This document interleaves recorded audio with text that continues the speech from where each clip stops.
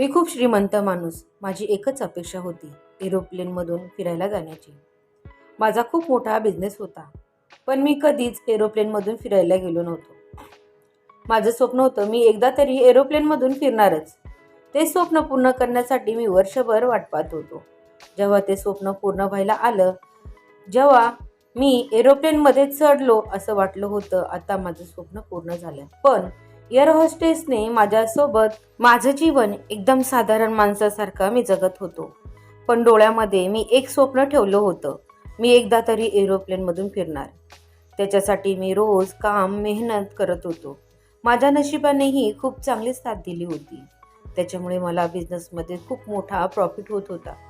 त्याच्यामुळे मी खूप मोठा बिझनेसमॅन सुद्धा झालो होतो. आता माझ्याकडे पैसा, सोनं, नाणं सगळं काही होतं. पण माझं स्वप्न अजूनही पूर्ण झालं नव्हतं. मी एका छोट्याशा गावातून आलेला मुलगा. माझ्या त्या स्वप्न पूर्ण करण्यासाठी मी कधी मोठा बिझनेसमॅन झालो हेच मला कळालं नाही.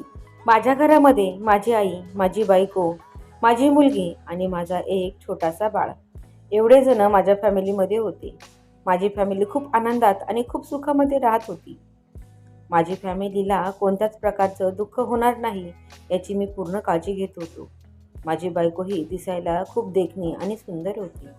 माझी आई सगळ्यांना सारखंच प्रेम करायची. माझ्या बायकोचं आणि माझ्या आईचं कधी भांडणसुद्धा मी बघितलं नव्हतं. त्या दोघी एकदम मायलेकीसारख्या राहत असायच्या. माझी मुलगी ही खूप छान आणि खूप सुंदर होती. माझी मुलगी तर खूप देखणी आणि हिरोईनसारखीच वाटत होती. तिला मी माझ्या काळजाच्या घडासारखा जपत होतो. माझा मुलगा माझा श्वास होता. माझी आई, अशी माझी ही सुंदर आणि परिपूर्ण फॅमिली. अशा माझ्या या फॅमिलीला कोणाचीच नजर न लागो हे हमेशा देवाकडे मी प्रार्थना करत असायचो. देवा, माझ्या फॅमिलीला आणि माझ्या बिझनेसला कोणाचीच नजर लागू नको देऊ. पण सांगतात ना, आपण कुठे काही चुकी करून बसतो हे आपल्याला सुद्धा समजत नाही. माझ्याकडूनही असंच काही घडलं होतं.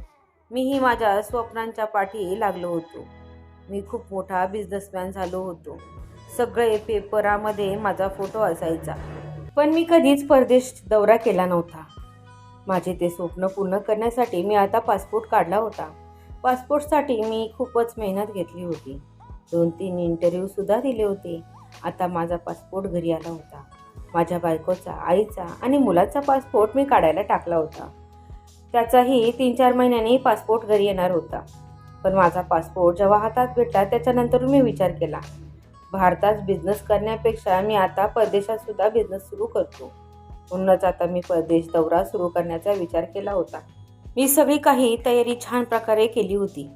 पण आपल्या भारतातील लोकांची एक परंपरा असते, सगळ्यांना देखावा करून दाखवण्याची. माझ्याकडे किती सोनं आहे, किती नाणं आहे, किती पैसा अडका आहे हे बघा. ही चुकी मला खूपच भोवली. मी एरोप्लेनमध्ये सगळे काही सामान ठेवल्यानंतर पहिला पाऊल टाकला. पहिला पाऊल टाकतानाच माझं स्वागत 2 मुलींनी केलं. त्या एअर होस्टेस असं म्हणतात. त्याही खूप सुंदर आणि देखण्या होत्या. मी 2 मिनिटांसाठी त्या मुलींकडे पाहतच राहिलो. तसा काही त्या देखण्या पऱ्याच होत्या. माझी नजर त्यांच्यावरून हटेनाशीच झाली. दोघीजणी आतमध्ये काहीतरी लोकांना बसवण्याचं काम करत होत्या. त्याच्यातही एक होस्टेस ही खूप सुंदर आणि देखणी होती. मी तिला पाहतच राहिलो. तिने मला माझं नीट सीट नंबर दाखवला आणि बेल्ट लावायला सांगितला. काही तकलीफ झाल्यानंतर मला पुन्हा बोलवा किंवा तुम्ही बेल वाजवा असेही सांगितले. मी आता एरोप्लेनमध्ये बसलो. जेव्हा एरोप्लेन उडणार तेव्हा माझा जीव धडधड करायला लागला. डोळे बंद केले आणि दीर्घ श्वास घेतला. एरोप्लेनने उड्डाण घेतली. मी हळूहळू डोळे उघडून बघू लागलो. सगळं काही व्यवस्थित शांत होतं, स्वच्छ आणि सुंदर. त्याच्यातल्या त्यात 2 मुली गेल्यानंतर दुसऱ्या 2 मुली नेहमीच येत असायच्या. काही ना काही विचारतच असायच्या. चाय, कॉफी, ज्यूस सगळं काही विचारपूस करायच्या. न्यूजपेपरसह सगळं काही त्या एरोप्लेनमध्ये होतं. मला तर हे सगळं पाहून आश्चर्यच वाटलं. त्या मुली हे इंग्लिशमध्ये बोलायच्या. मला थोडं थोडं इंग्लिश बोलायला यायचं. त्याच्यातल्या त्यात एक मुलगी म्हणाली, आम्हाला हिंदीसुद्धा समजतं, तुम्ही हिंदीसुद्धा बोलू शकतात. तेव्हा मला बरं वाटलं, कारण माझ्या इंग्लिशची तर जरा वाटच लागली होती. आता मला काही काम आल्यानंतर मी ते एअर होस्टेसला बोलवू लागलो. सगळं काही सांगत असायचो. मला पाणी पाहिजे, मला ज्यूस पाहिजे, मला न्यूजपेपर पाहिजे, सगळं काही मी त्यांच्याकडे मागत होतो.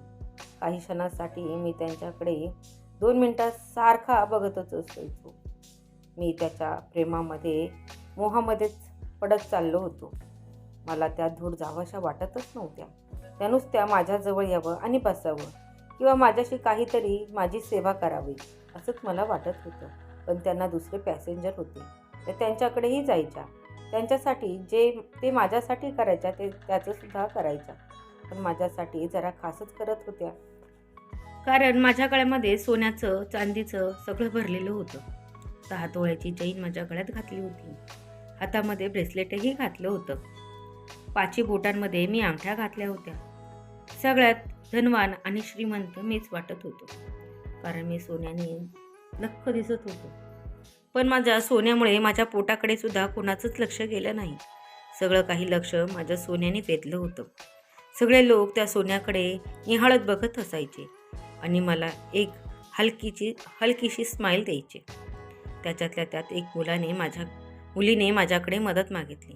सर, तुम्ही दिसायला खूप श्रीमंत दिसता, मला थोडी मदत कराल का? माझी परिस्थिती खूप गरीब आहे आणि माझा स्वभाव हा मदत करणारा होता. मी तिला नाही म्हणालो नाही. मी तिला म्हणालो, हो, तुला कोणतीही मदत लागली तर मला सांग. मी तिला चिठ्ठीमध्ये लिहून दिलं, तुला काय मदत हवी आहे हे मी तिला चिठ्ठीमध्ये लिहून सांगितलं. तेव्हा ती म्हणाली, माझ्या आईचं ऑपरेशन आहे, मला तुम्ही पैसे द्या. मी तिला 1 लाखाचा चेक दिला. ती म्हणाली, माझ्या आईचं ऑपरेशनसाठी मला किमान 10 लाख लागतील. तिला ब्रेन ट्यूमर झालेला आहे, त्याच्यामुळे तुम्ही मदत करा. तुमचे उपकार मी कधीच विसरणार नाही.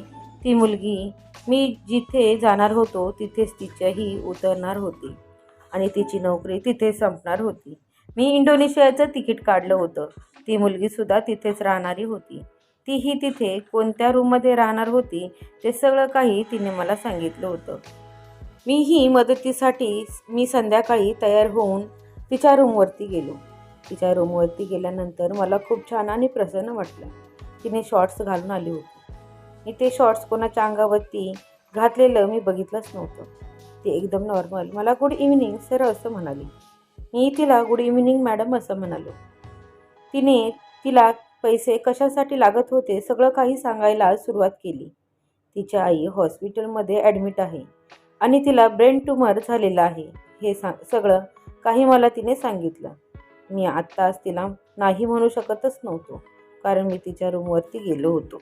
तिला मी 1-2 लाख रुपये देईल असं मी विचार केला होता, पण तिने 1-2 लाख नाही म्हणत होती. ती म्हणाली, एवढे तर माझ्याकडे सुद्धा आहेत, मला 10 ते 15 लाख रुपये पाहिजे आहेत. आता मी तिला पैसे देऊन निघणार होतो, पण ती म्हणाली, सर, तुमच्यासाठी मी स्पेशल जेवण बनवलं आहे. मी तिला नाही म्हणालो नाही. जे आहे तू मला वाढवू शकते. तिने पिझ्झा आणि बर्गर मागवलं होतं. मी श्रीमंत झालो होतो, पण गावठीच होतो. मराठी माणसाला झणझणीत आणि तांबडा रस्सा आणि बाजरीची भाकर असली तरीही पोटभर भरून जातं, पण पिझ्झा बर्गर खायची मला अजिबात सवय नव्हती. तिचं मन राखण्यासाठी मी थोडासा पिझ्झा आणि थोडासा बर्गर खाल्ला. त्याच्यानंतर कोल्ड्रिंक्स दिली. ती कोल्ड्रिंक्स पिल्यानंतर मला चक्कर आली आणि मी तिथे जागेवरती पडलो. मला त्यानंतर काहीच कळालं नाही. त्या मुलीने माझ्यासोबत काय केलं हे सुद्धा मला काहीच माहिती नव्हतं. मी रात्रभर बेशुद्ध होतो. मला काहीच समजलं नाही तिने माझ्यासोबत काय केलं. जेव्हा मी शुद्धीवरती आलो, माझ्या अंगावरचे सगळे दागिने काढून घेतले होते आणि मी एका जंगलामध्ये पडलेलो होतो. मी आता पूर्ण बर्बाद झालो होतो.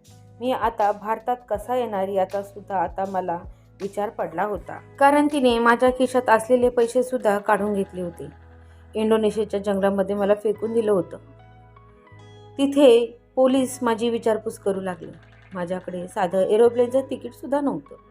ते मला फ्रॉड मानत होते. मी त्यांना माझी कशी ओळख पटवून देऊ मला काहीच कळत नव्हतं. पोलिसांनी मला 2 दिवसासाठी जेलमध्ये ठेवलं. मी त्यांना मराठीमधून किंवा हिंदीमधून सांगत होतो. त्यांना काहीच समजत नव्हतं. आता माझं भारतात सुद्धा परत येतो की नाही याचं सुद्धा आता मला टेन्शन येऊ लागलं होतं. कारण माझ्या हातामध्ये 1 रुपयासुद्धा नव्हता. माझे दागिनेसुद्धा पूर्ण काढून घेतले होते. माझी ओळखसुद्धा काहीच नव्हती. माझा पासपोर्ट कुठं पडला हे सुद्धा आम्हाला माहीत नव्हतं. आता मी पुन्हा भारतात येणार नाही असंच मला वाटत होतं. पण देवाच्या कृपेने अचानकमध्ये माझा बिझनेस पार्टनर तिथे आला होता. तिथे त्याची चांगलीच ओळख होती. त्याचं बाळपणसुद्धा तिथेच गेलं असंच म्हणता येईल. त्यात तोही इंडोनेशियामध्येच होता. तो लगेच पोलीस स्टेशनला आला आणि माझी हालत बघून तो त्या पोलिसांना समजावून सांगू लागला, हा माझा मित्र आहे. तो इथे बिझनेस करण्यासाठी आलेला आहे. वेगळीच अशी काही घटना घडली आहे. तो दुसऱ्याला मदत करण्यासाठी गेला आणि त्याच मुलीने त्याला लुटून घेतलं असं त्या पोलिसांना सगळी काही हकीकत त्या एअर होस्टेसची सांगितली. त्या एअर होस्टेसने पैशासाठी स्वतःच्या आईला ब्रेन ट्यूमर आहे असं सांगितलं आणि पैसा त्याच्याकडून लुटून घेतला. वरून त्याच्या बँकमध्ये जेवढे पैसे होते ते सुद्धा त्याच्या अकाउंटमधून ट्रान्सफर करून घेतले. जेव्हा ही कंप्लेंट एअर ऑफिसला केली तेव्हा ती मुलगी फ्रॉड आहे असं सांगितलं. एअर होस्टेस नुसती नव्हतीच, ही दुसरीच बहिरूपी होती. तिने दुसऱ्या मुलीच्या नावाची एअर होस्टेसची ID घालून ती एरोप्लेनमध्ये चढली होती आणि असेच श्रीमंत लोक बघून त्यांना ती लुटत होती. आता माझ्या मित्राच्या मदतीमुळे माझा पासपोर्टसुद्धा पुन्हा मला भेटला आणि मी पुन्हा भारतात परत आलो. तेव्हा मी एरोप्लेननी कसा गेलो आणि माझा प्रवास कसा झाला हे आयुष्यात मी कधीच विसरू शकणार नाही. तर मित्रांनो, अशी आपल्याबरोबर भरपूर ठिकाणी ह्या अशा केसेस होतच असतात. तर आपण कधीही बाहेर जाताना दागिने वगैरे घालून जाऊ नये आणि चोरट्यांपासून सावध राहावा. चोरटे हे एरोप्लेनमध्ये सुद्धा भेटतात आणि तुम्हाला रस्त्यावरती सुद्धा भेटतील. त्याच्यामुळे तुम्हाला ते मार्केटमध्ये सुद्धा भेटतील. त्याच्यामुळे जास्त करून देखावा कोणाला दाखवू नका. तुमचा पैसा हा तुमचा व्यवस्थित ठेवा. तुमच्या मुलांबाळांसाठी ठेवत जा. तो लोकांना दाखवण्यासाठी तुम्ही कमवत नाहीत. तुमचं भविष्य आणि आयुष्य हे दोन्हीही व्यवस्थित व्हावं याच्यासाठीच आपण पैसा कमवतो. तर मित्रांनो, तुम्हाला ही छोटीशी गोष्ट कशी वाटली आणि ती मला कमेंट बॉक्समध्ये कमेंट करून सांगा. आणि व्हिडिओला लाईक आणि शेअर करायला विसरू नका. सगळ्यात महत्त्वाचं म्हणजे तुम्ही सबस्क्राईब केलं तर मला अजूनच व्हिडिओ बनवायला उत्साह वाटेल. त्याच्यामुळे तुम्ही क्रियांश रिअल स्टोरी या चॅनलला सबस्क्राईब करायला विसरू नका. धन्यवाद.